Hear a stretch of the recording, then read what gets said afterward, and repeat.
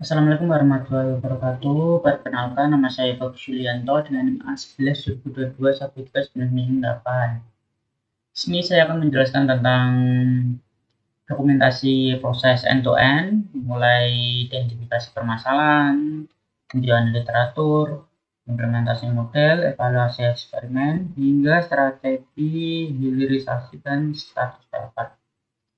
Yang pertama ada identifikasi permasalahan, yaitu pencemaran laut oleh sampah, terutama plastik, telah menjadi salah satu bencana lingkungan terbesar di dunia. Jutaan ton sampah plastik mengalir ke laut setiap tahun, mengancam ekosistem laut seperti kematian biota laut, misalnya penyu dan ikan yang terjerat atau menelan plastik. Kerusakan terumbu karang dan penyebab mikroplastik yang masuk ke rantai makanan.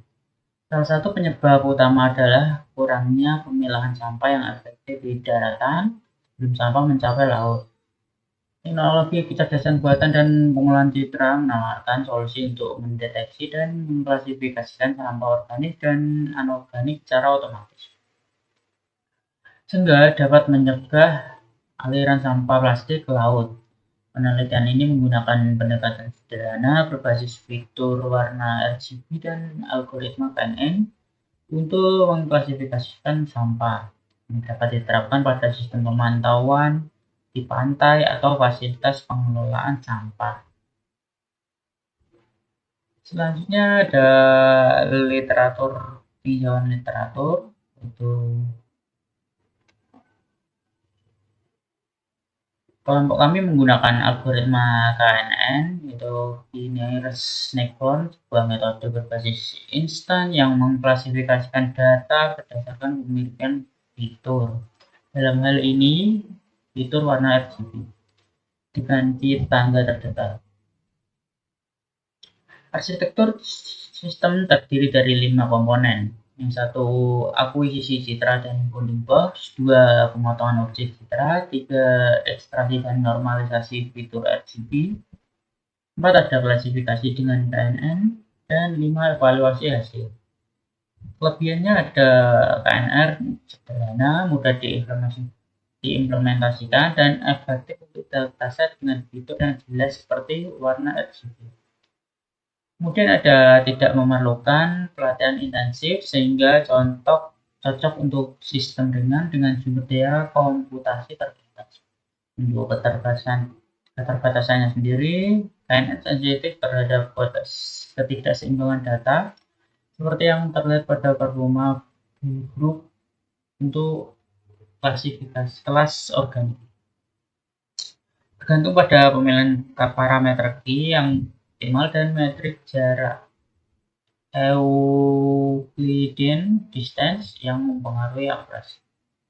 Kemudian ada tidak mampu menangkap fitur kompleks seperti tekstur atau bentuk dibanding model seperti CNN.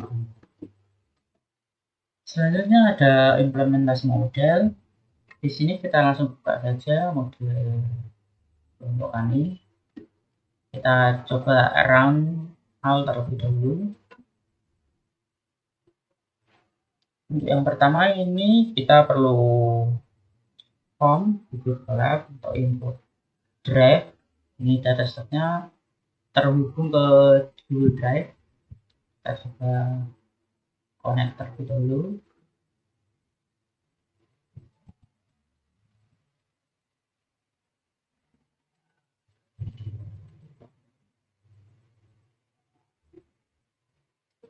Kita lanjutkan.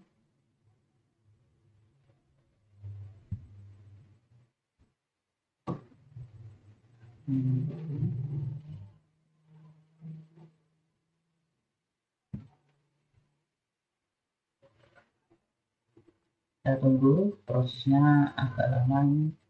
Nah, ini sudah terkoneksi ke Google Drive. Ini. Selanjutnya kita perlu mengimport pandas, data NumPy, learn, joblift, video, matplotlib, dan fill, mengimport image, dan import OS. Selanjutnya kita prediksi log. Kita load datasetnya yang dimana ini terdapat proyek klasifikasi sampah model KNN. KNN model. Kita import scalernya, kita import label, import ya. Selanjutnya kita baca datasetnya, lalu kita print dan menjadi kolom seperti ini.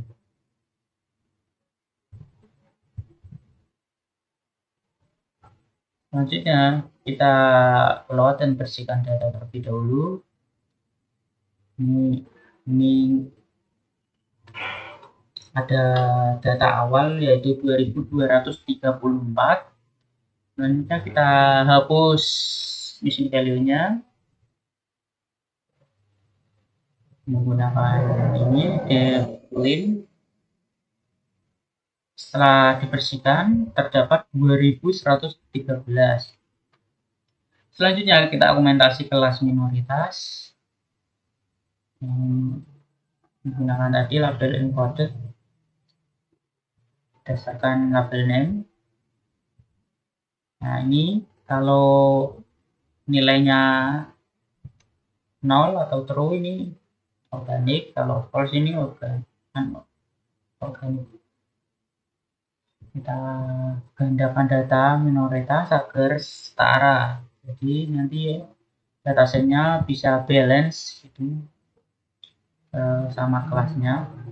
Dan setelah didokumentasi jumlahnya itu 3102. Lalu kita normalisasi fitur dan split data berdasarkan rmin, bmin, dan bmin. Ini mengambil yang balance label encoded yang sudah di encoded. Kita split 60% train, 20% validasi, 20% tes. Kita menggunakan test size-nya itu 0,2. Kita menggunakan random state 42. Ini untuk yang ini kita gunakan test size-nya itu 0,25 atau 25%. Nah, random state 42. Hasilnya itu trainnya itu 1902 dan validasi 635 dan tes 635. Selanjutnya kita aplikasikan KNN-nya menggunakan nilai N-nya itu 3. Lalu kita simpan modelnya ke KNN. Ini KNN model, scalar, dan label encoded 1. Nah, ini hasilnya jadi label encoded 1 jadi output. Selanjutnya kita evaluasi validasi, dimana ini merupakan hasil dari evaluasinya. Di sini bisa kita lihat akurasinya itu, ini evaluasi pada data validasi. Akurasinya menyentuh 0,71 atau 71% dengan precision anorganik 84%, organik 63%, recall-nya itu anorganiknya 60, organiknya 86, dan advance score-nya itu anorganik 70%, organiknya 73%. Ini evaluasi pada data tes. Yang tadi data validasi, yang ini data tes yang memiliki hasil akurasi 71% sama dengan yang tadi. Untuk precisionnya anorganiknya 81 dan organiknya 63. Sini ada penurunan di presisi dan recall-nya itu 62%, organiknya 82. Di sini organiknya mengalami kenaikan dan organiknya mengalami penurunan. Selanjutnya ada di F1 score, anorganiknya 70%, organiknya 71%. Sini anorganiknya sama, tapi organiknya itu mengalami penurunan.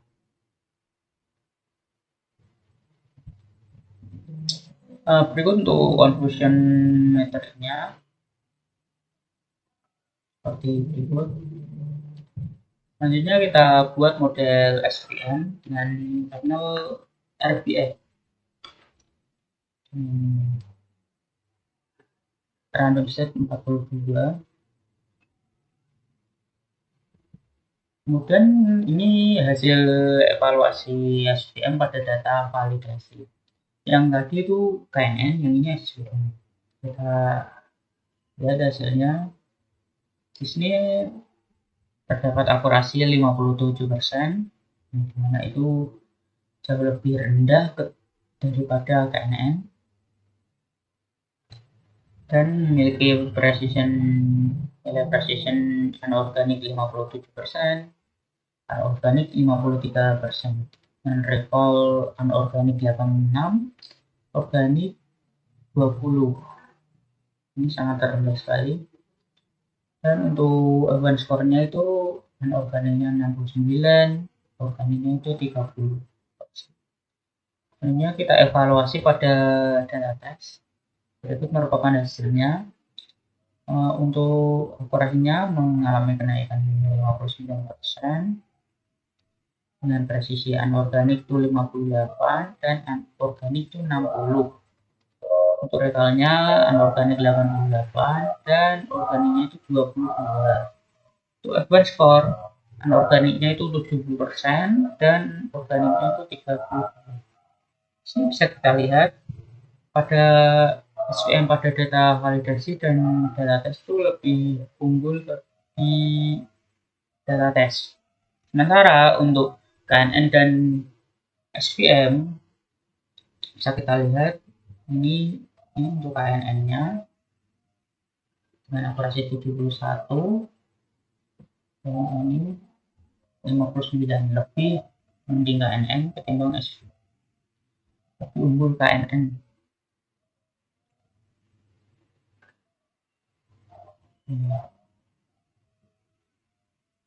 Untuk confusion matrixnya itu seperti berikut. Sekarang modifikasi prediksi manual dan gambar. Sini prediksi gambarnya itu menggunakan RGB. Jadi kita pilih model menggunakan SVM misalnya, dan X-nya ini KNN.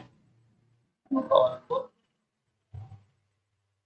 numerik dari model 0 atau 1 kembali ke label asli, yaitu organik atau anorganik. Terus kita ambil labelnya itu dari label encoder, inversi transform, dan prediksi log RGB manual dengan R sama dengan R, R sama dengan R, C sama dengan C, B sama dengan B, jadi label, dan probabilitasnya 2%. Dan prediksinya parameternya kita ambil nilai labelnya itu, terus kemudian kita menghitung rata-rata intensitas warna merah, hijau, dan biru dari seluruh gambar. Prediksi gambarnya itu kita image-nya itu di resize 100 image pi dengan R itu 0,1, G itu R itu 0,0, G 0,1, B 0,2, dan kita transform warna scale-nya. Ini jika memilih model SVM kita predik sebagai berikut, dan jika tidak ini menjadi KNN, warna scale-nya ini sebagai berikut, dan menyimpan informasi prediksi gambar ini ambil label tadi, label encoded, diinversi, kemudian diprediksi, terus diupload RGB-nya, returnnya itu label. Kemudian kita melakukan histogram warna.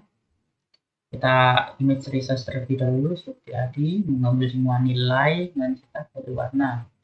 Kita R histogram, G histogram, dan B histogram.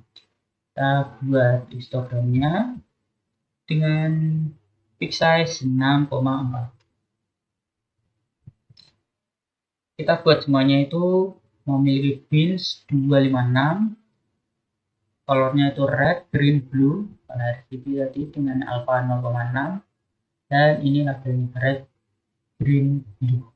Kita menambah keterangan warna, ini kita bikin titel histogram warna, dan kita in X labelnya itu intensitas, dan di label itu jumlah pixel. Setelah itu kita simpan nomor histogramnya itu ke template histogram.mc. Selanjutnya kita membuat data frame dari list nama prediksi log. Prediksi CSV dengan data frame-nya itu prediksi log menggunakan kolom metode input prediksi confidence. Dengan path-nya itu prediksi log yang tadi di sini.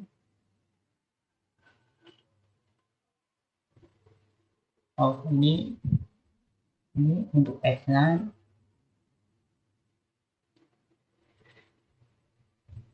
Dan di return ke CSV page. Selanjutnya kita klasifikasi sampah ini. Kita prediksi manual RGB-nya yang red, QR slider ini dengan label red dengan value 100 tadi. Ini sama rajin blue. Kita bisa memilih bahan atau CSV SVM. Nah, untuk outputnya kita ekspor menggunakan button. Jadi apabila diklik menggunakan prediksi sampah dengan input red, green, blue, model size RGB, yang outputnya itu output RGB. Kita prediksi gambarnya itu input image dengan tipe fill dan labelnya upload gambar sampah. Kita pilih KNN atau SVM dengan label, pilih model, outputnya itu text box, histogram tadi, outputnya itu histogram yang isi tadi, dan button ini untuk mengklik prediksi gambar mengoutput. Ini untuk buttonnya itu fungsinya kita prediksi gambar menggunakan input image input model choice image, outputnya itu output image. Untuk fungsi lainnya itu membuat histogram input image input dan outputnya itu output histogram. Kita ekstra download log prediksi CSV, download button, unduh log prediksi CSV.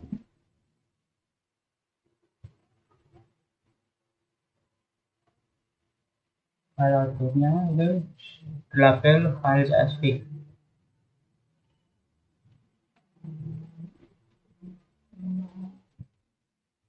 Nah, berikut ini merupakan tampilannya. Ini kita bisa mengganti manual. Dengan ini bisa memilih SVM atau KNN. Ini untuk ini nanti ini prediksi. Nah, prediksi organik 100% yakin. Ini kita coba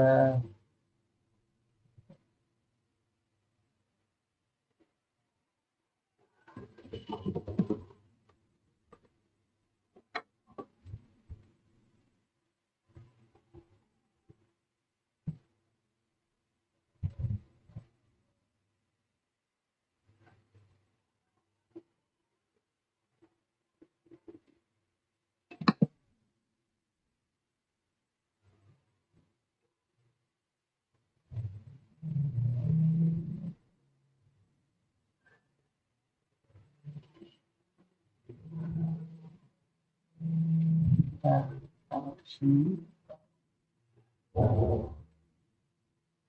Ini kita coba cari lagi.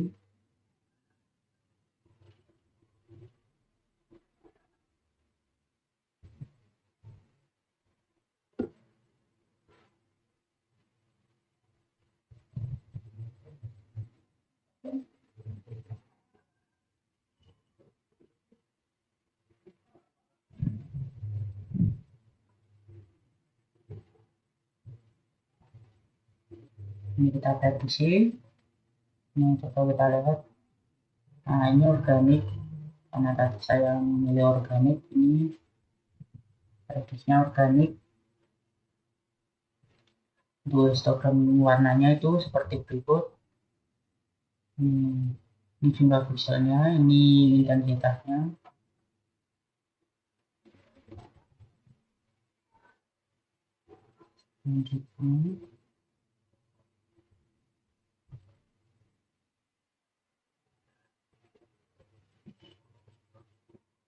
Kita coba unduh log presisi.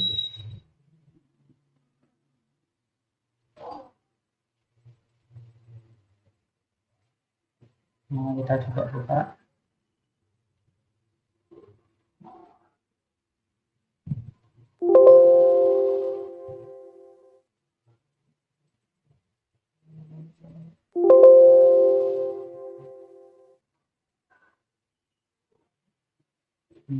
Ini RGB manualnya itu 100% dan upload gambarnya itu organik 100%.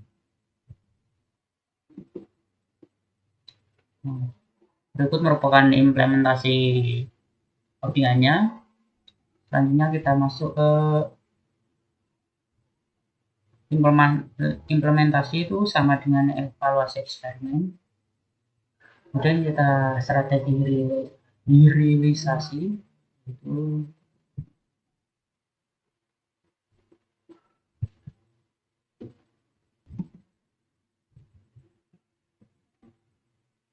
untuk strategi dirilisasi kita melakukan sebagai berikut. Nah, penentuan use case bisnis dilakukan berdasarkan meningkatnya urgensi masalah lingkungan, terutama dalam hal pengelolaan sampah yang masih belum optimal di Indonesia.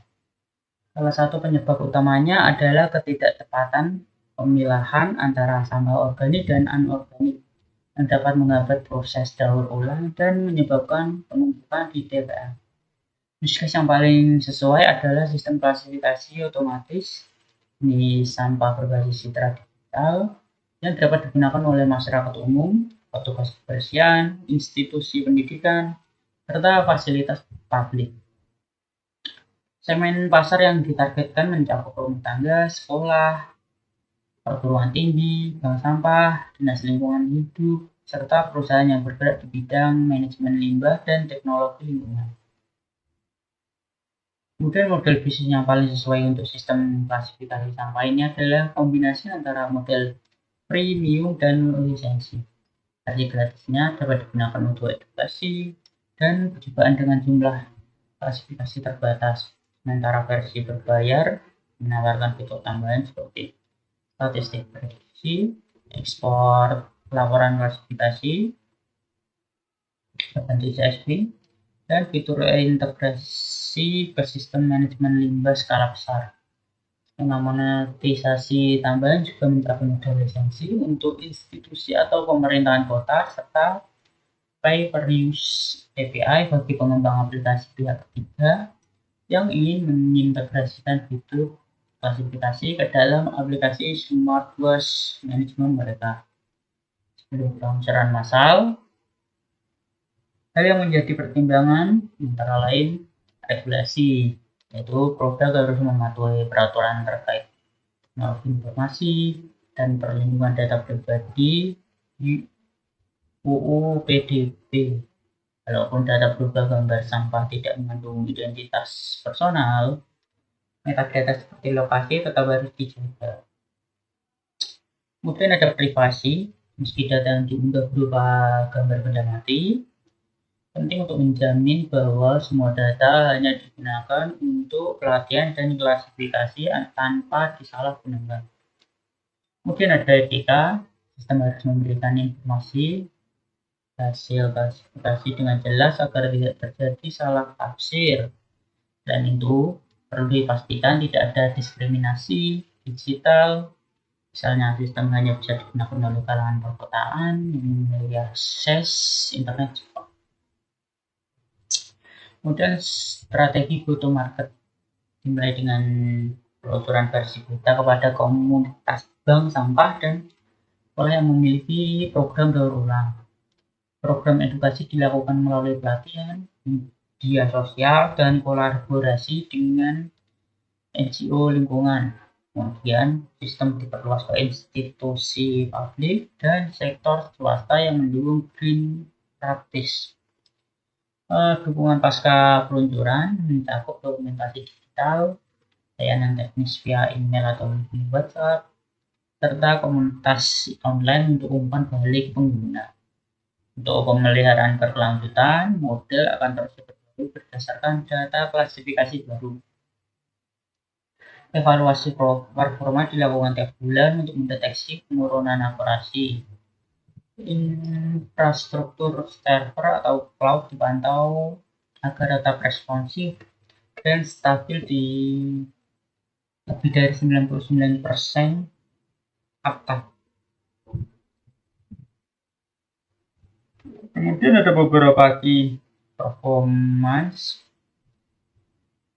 indikator atau KPI yang akan dipantau antara lain akurasi klasifikasi aktual, target minimal 85%, jumlah klasifikasi per bulan, target 10.000 klasifikasi pada 3 bulan pertama. Terus jumlah pengguna aktif atau mau target 500 pengguna aktif dalam 2 bulan pertama. Waktu rata-rata klasifikasi target kurang dari 2 detik per gambar. Kemudian ada retensi pengguna pada bulan ketiga, target minimal 60%, konversi ke versi premium, target 8-10% dari total pengguna, dan untuk uptime sistemnya target lebih dari 99% time di lama bulanan. Kemudian ada rating aplikasi juga berbasis web atau mobile, target minimal 4,5 dari 5.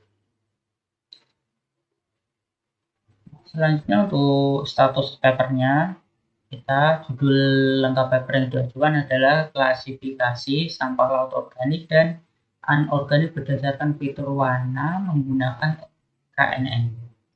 Versi yang dikirimkan saat ini adalah versi draft awal untuk proses review oleh editor jurnal.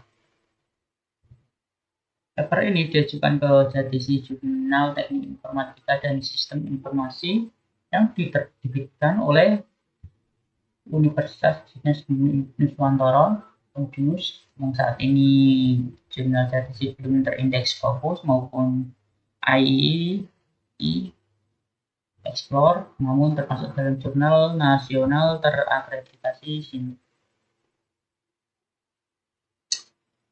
Tanggal submission paper ini adalah 28 Juni 2025 sesuai dengan bukti tanggapan nilai sistem. Status saat ini adalah under review. Artikel sudah berhasil dikirim dan menunggu proses penunjukan reviewer oleh editor. Mungkin tahapan review saat ini masih berada di tahapan menunggu reviewer. Naskah sudah masuk ke sistem dan email konfirmasi sudah diterima, namun belum ada keputusan atau feedback dari tim editor maupun reviewer. Kemudian jika diterima, estimasi tanggal publikasi bergantung pada jadwal edisi JTC. Punya proses dari submission hingga accepted itu di jurnal nasional membutuhkan waktu antara 1-3 bulan. Dan publikasi biasanya hanya dilakukan dalam waktu 1 bulan setelah diterima. Maka estimasi waktu nunggu total bisa berkisar antara 2-4 bulan sejak tanggal. Cukup sekian dari saya.